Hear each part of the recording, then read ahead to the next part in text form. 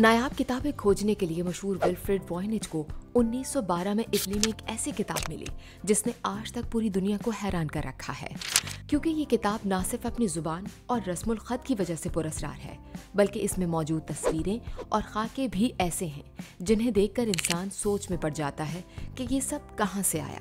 किताब को बाद में वॉयनिच मैन्यूस्क्रिप्ट कहा गया। विल्फ्रेड वॉयनिच रोम में जेसूस सोसाइटी के खुफिया फरोख से ये किताब खरीद कर लाया।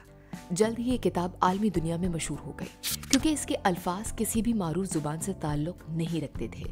माहिरीन ने जब इसके कागज़ का तज्जिया किया तो पता चला कि ये किताब सन 1400 और 1440 के दरमियान लिखी गई थी, यानी वॉयनिच की दरियाफ्त से तकरीबन 500 साल पहले।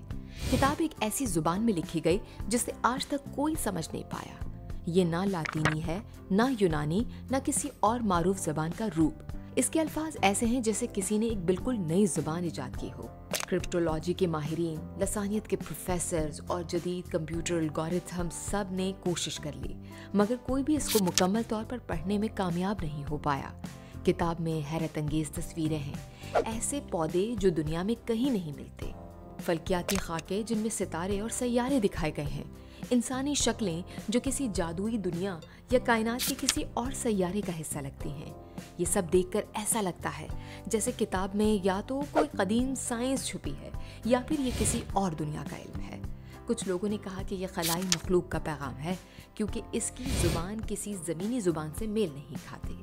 कुछ ने इसे जादू और अलकीमिया की किताब करार दिया, जिसमें कायनात के राज छुपे हैं। कुछ ने कहा कि ये किसी खोई हुई तहजीब की जुबान है जो अब दुनिया से मिट चुकी है। किताब की दरियाफ्त को 100 साल से जायद का वक्त गुजरने के बावजूद ये किताब अब भी एक मुअम्मा है। दुनिया भर के मुहक्किकीन इस पर तहकीक कर रहे हैं, मगर कोई भी इसके राज को मुकम्मल तौर पर खोल नहीं पाया। इस किताब का सफ़र भी दिलचस्प है।